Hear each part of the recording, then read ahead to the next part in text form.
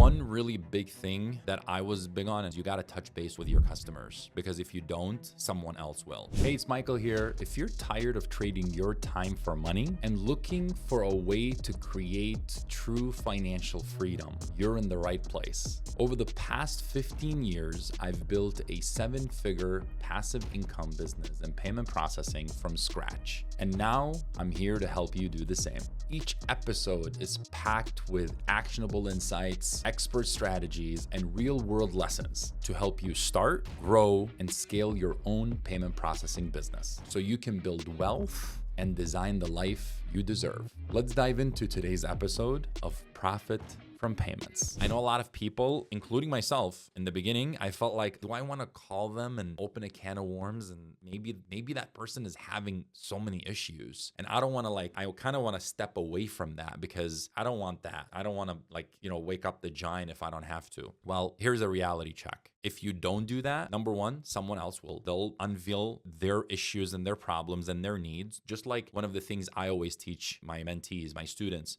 in the community, when you are approaching someone to sell them or to try to earn their business, again, relationship building, ask questions. The person who asks questions and talks the least is the person that's going to win the sale. Okay. I don't need to sell you. If you have to talk a lot to sell that person on who you are and why they should trust you, you're doing a bad job. But the more you ask, one of my favorite books that I've read is Never Split the Difference by Chris Voss. And he talks about how everything is in the psychology in the mind, like how you can twist it. And if you just stand there and mirror people, look that up. Look what mirroring people means when you have a conversation. This is one of his tactics. It's like repeating the last 2 to 3 words on something you found interesting.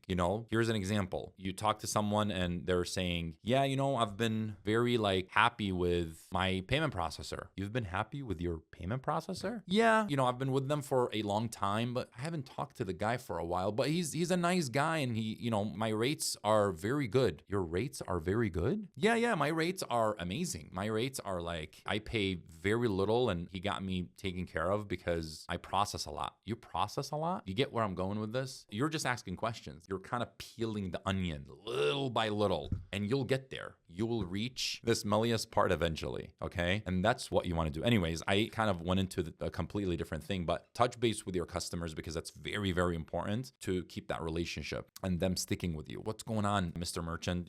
Whatever, they're with you already, and you're asking them, hey, is there anything I can do for you? Are you happy with anything? Well, my money hasn't been coming in the way they're supposed to. Or, this guy came in the other day and tried to switch me. Well, guess what? If you didn't call that guy, he would have switched. If you didn't call and follow up with him to give you the opportunity to convince this person or understand why he wants to leave you, you would have never known if you didn't contact him. So it's important to keep in contact once a month, once every 2 weeks. Plus, on top of that, that customer, that merchant can give you referrals. And you call them, you're like, hey, if they're happy with everything and you've resolved. And sometimes, again, peeling onions, and it might be something that's really, they're feeling resentful against you because you haven't contacted them, you haven't talked to them, whatever it is. But once you peel that onion, you get to the bottom root, and now you look like a hero because you just fixed that issue that they had. And that changes everything. So once you've fixed that issue, again, get a testimonial, ask for referrals, because now they're happy with you. You gave them a wonderful experience. That's what I would do. The last thing is, I would say, don't bury your head in the sand. Be on the lookout on continued education in this industry, or any industry you get into, period. Whether it's listening to podcasts about it, working with a payment processor, being a part of a community that always updating and evolving. My favorite thing that I say is, if you don't evolve, you dissolve.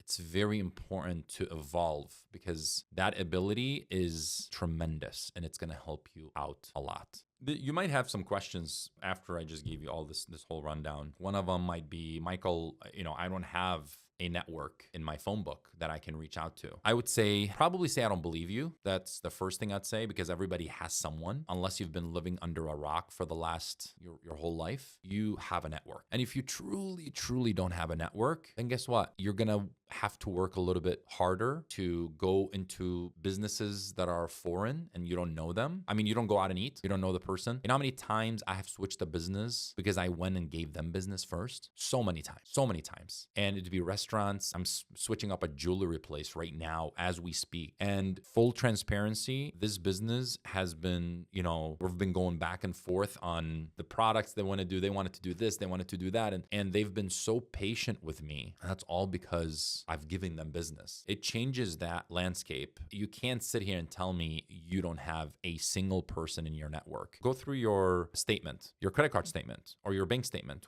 however way you pay with to go for food or services or whatever the case might be. And if you don't, just remember places. Where do I go every day? Like, where do I eat? Where do I go to those places? Because you're giving them business already. That's almost like saying they're in your network. You know them. And again, I promise you, I've closed so many deals from people that I've given business, because here's what I think. I've closed people that are with Square. Square is a big company for payment processing. And I always tell them, listen, I'm supporting you. You're a local business. I'm a local business. Why not support each other? Why are you giving your business to these bigger guys? And I can give you a much better service. But again, this is you selling. This is against everything I believe in, but at least bring that up. Now you know them. You actually go and give them business. It's not a brand new, it's not a cold call, but just bring that into their realization so they understand. Like the other day, I shopped at a place a couple of weeks ago, and there's this guy there, it's a cookie place. And I wasn't getting cookies for me because I don't eat cookies like that, but it was someone that had Square, and they literally said, thank you for shopping at a small business, local small business. And I said, I'm happy to give a local small business a chance, but here's what I do. And now we're working on potentially closing them. So if you don't ask, you're not going to, especially the people that build that relationship. Now, my next thing, what happened with them is, what do you need? What kind of solution are you looking for? What are you happy with Square? What are you not happy with them? And then I get into that onion peeling again. So it is, you have a network. You just don't know about it. You do have a network, and I'm happy to help you with it. Serious about building real passive income? If you're ready for hands-on guidance and a proven roadmap, click the link in the description to see how we can work together. This could be the step that changes everything. Another question that you may be asking or wondering, I don't want to be a local celebrity, and you don't have to. You really don't have to. One thing that I have recently learned is there are 4 layers of positioning. One is a creator. You're just a creator, meaning you're just I'm going to give you an example, analogy of a doctor. So you're a doctor, but you're just a creator. You just at the bottom, you just graduated. You're just starting off. You're doing your residency. You're going to make money. But the next step after that is someone that's an expert. Now you become an expert in being a doctor, right? Your pay rate now just went up that much more. Now, let's say you're a brain surgeon or something like that. As far as the specialty, you're expert. You're going to make more money from being a brain surgeon than you are a generalist, right? A general doctor or whatever they call them. Now, let's take it a step further. Now you become authoritative. You have authority as a doctor. You have done great stuff. You've made amazing operations as brain surgery and all of that stuff. And you've helped a lot of people, and you've kind of created an authoritativeness in your field. Now you're going to make more money than the expert, right? Because you have a track record. Now let's take it a step further. A celebrity. Let's say you're a celebrity doctor. Now we're peeling that onion really, we're getting to the depth of it. A celebrity doctor will make more money than all of the examples I just gave you. Example of that is Dr. Oz. Dr. Oz will charge you $100,000 for 1 hour, and you'll pay it depending on who you are and what you need, if you're going to get value out of that, right? It's the same thing here. Somebody sees you as a celebrity, they're going to want to sign up with you. That's oh my gosh, I've seen this guy before. This is awesome. That cold kind of approach is almost gone. You're giving value. You're showing that you've helped people. Again, you don't have to do it. You don't have to do any of this. Just stop watching, turn off your computer, and go to McDonald's. Really, don't do anything. Don't do any of this, in fact. But you want to do it right. And what I think will build this up for you, a sustainable passive income business, these are the steps you would take. Now, what if you have a full-time job?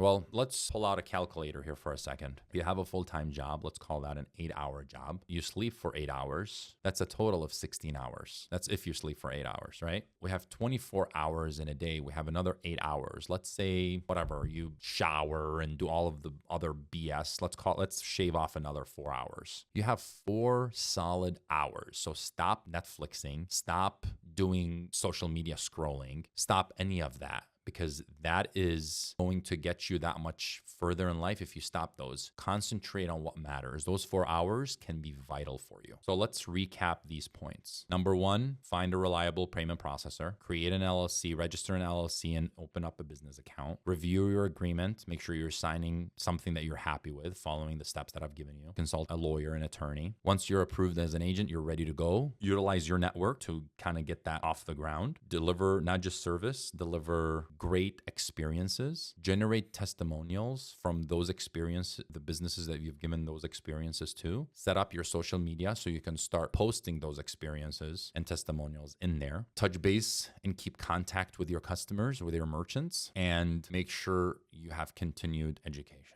That's a wrap for today's episode of Profit from Payments. Thanks for hanging out with me. I hope you found this valuable. If you're ready to take the next step, I've got something for you. Click the link in the description to join my free community and get exclusive resources to help you build passive income through payment processing faster and smarter. If this episode helped you, hit the subscribe button, leave a review, and share it with someone who needs to hear it. Until next time, keep taking action, keep learning, and remember, you're closer than you think.